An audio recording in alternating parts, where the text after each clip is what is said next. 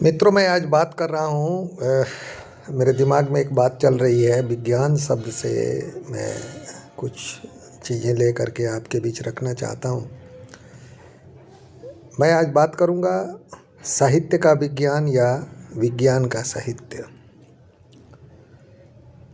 कभी कभी ऐसा लगता है कि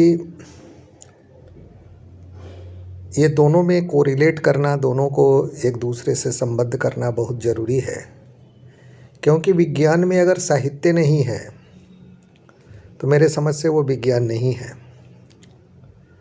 और अगर साहित्य में विज्ञान नहीं है तो वो साहित्य नहीं है। अब आप पूछ सकते हैं कि इस तरह के तर्क के पीछे के कारण क्या हो सकते हैं। साहित्य का मतलब होता है जिसमें सभी का हित सन्निहित हो, involvement of the welfare of each and everyone, that is साहित्य इन हिंदी। और विज्ञान का मतलब होता है without any discrimination on the basis of caste, creed, religion, gender, color, capital, avoiding any type of religion और रेशियल फेनोमेनन, मतलब जाति, धर्म, गोत्र, वंश, संपत्ति, ऊंच नीच वगैरह वगैरह का बिना ध्यान दिए हुए जो सबकी बातों को समझता है और उत्तर देता है, वह विज्ञान है। वैसे अगर साइंटिफिक लैंग्वेज में कहें, वैज्ञानिक भाषा में कहें या परिभाषा के रूप में कहें, तो a systematic and formulized knowledge of any subject matter is science.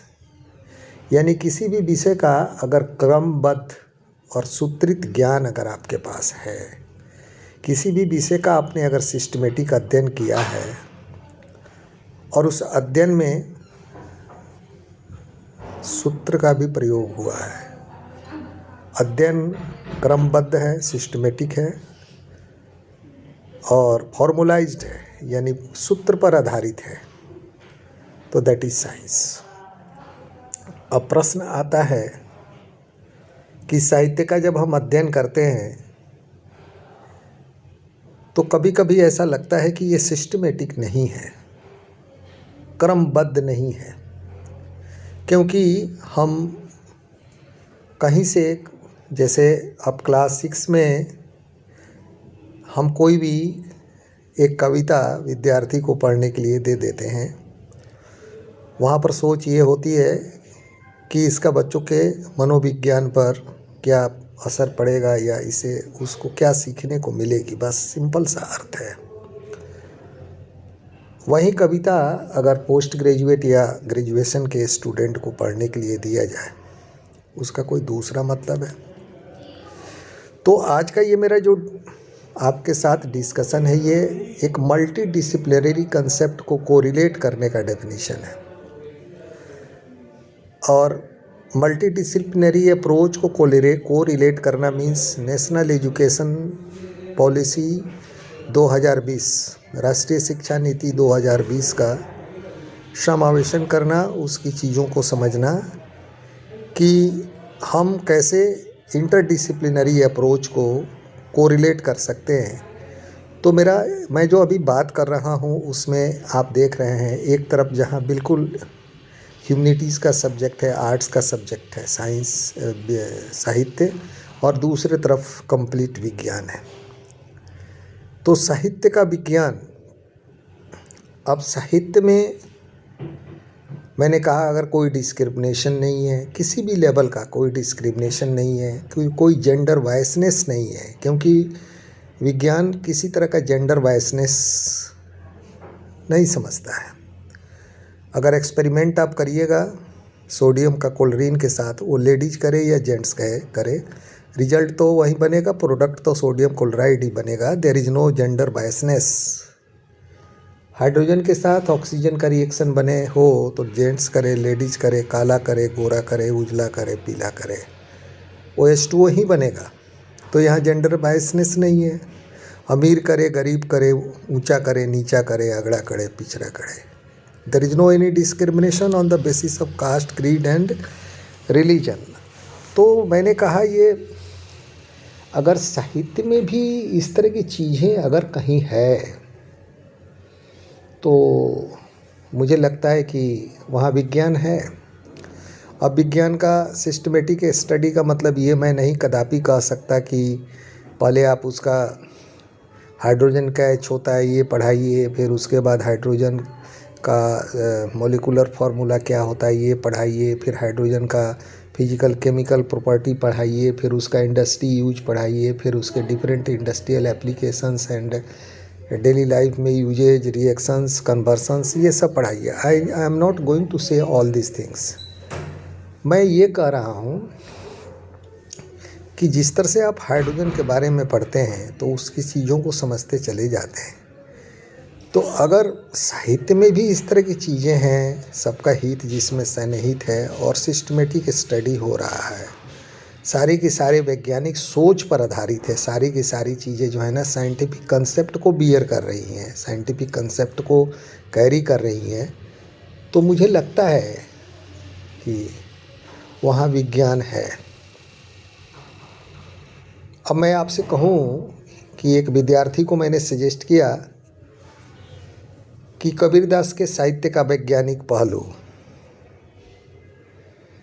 विद्यार्थी कंफ्यूज हो गया।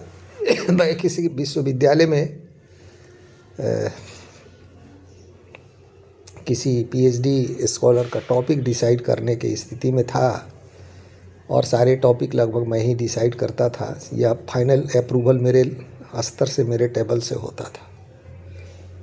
तो विद्यार्थी कंफ्यूज हो गया। काफ़ी मेधावी था विद्यार्थी और महिला विद्यार्थी था। तो मैंने उससे कहा कि भाई आपको क्या परेशानी हो गई? उसने कहा कि सर कबीरदास के साहित्य में विज्ञान कहाँ से हो सकता है। हमने कहा यही तो आपको पढ़ना है, यही तो आपको सर्च करना है, खोजना है कि कबीरदास के साहित्य में विज्ञान कहाँ है। तो फिर मैंने उसको जब समझाया कि कबीर ने कहा कि कबीरा खड़ा बाजार में मांगे सबकी खैर, ना काहू से दोस्ती ना काहू से बैर। No discrimination, no gender biasness, nothing else. What is this? बताइए ये क्या है? अगर कबीर ने ये बातें कही है, कबीर के साहित्य में एक से एक इस तरह की चीज़ें हैं।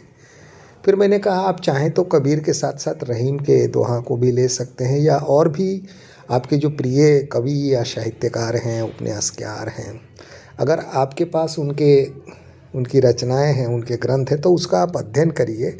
और उसमें वैज्ञानिक पहलू, सिर्फ चूँकि आप विज्ञान को नहीं समझते हैं तो आप इस तरह की चीज़ों को देखिए कि क्या वहाँ किसी तरह का कोई बायसनेस है, कोई जेंडर डिस्क्रिमिनेशन है, कोई और भी कोई चीज़ें हैं जो आउट ऑफ वे जा कर के सोसाइटी में प्रोवोक करने के लिए उत्साहित, क्या किसी को उस्काने के लिए या किसी तरह का कोई आरोप दोषारोपण करने के लिए है, या कुछ इनोसेंसी उसमें है कि निर्दोषपन उसमें है कि नहीं। अगर ऐसा है तो आप उसको ले लीजिए। विद्यार्थी ने कहा कि मैं कबीरदास के ऊपर ही मैं अध्ययन करूंगी और मैं देखने की कोशिश करूंगी कि कबीरदास की जो रचनाएं हैं, उनकी जो कृति है, उसमें विज्ञान कहाँ है। तो मित्रों, एक्चुअली मेरे मन में ये बात आया कि मैं आपसे बात करूं कि साहित्य में विज्ञान का,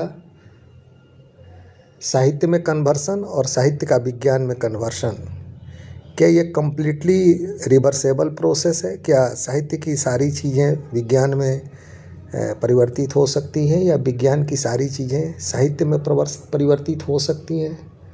अगर इस तरह की कोई चीज़ है, ऐसा कहीं कुछ है, आपको अगर कहीं दिखता है इस तरह का कोई लिटरेचर, तो निश्चित रूप से आप भाग्यशाली हैं, आप एक अच्छे पाठक हैं कि आप एक अच्छे पुस्तक को पढ़ रहे हैं और आप ये समझने की कोशिश कर रहे हैं कि विज्ञान जो है वो किस तरह से सिस्टमेटिक एंड फॉर्मुलाइज्ड नॉलेज दे रहा है सोसाइटी के लिए, उसके क्या क्या कंट्रीब्यूशंस हैं। तो मुझे लगता है कि आपको मेरी बात समझ में आई होगी और विज्ञान को अगर आप साहित्य से कोरिलेट नहीं करते हैं तो आप विज्ञान के विद्यार्थी नहीं रहे हैं, आप इंजीनियरिंग के विद्यार्थी नहीं रहे हैं। और विदाउट साहित्य, बिना साहित्य के विज्ञान की भाषा मूर्खों की भाषा है। इसलिए विज्ञान को अभिव्यक्त करने के लिए साहित्य का होना जरूरी है। अगर आपकी भाषा में अगर विज्ञान है तो वहाँ पर साहित्य का भी होना जरूरी है। धन्यवाद।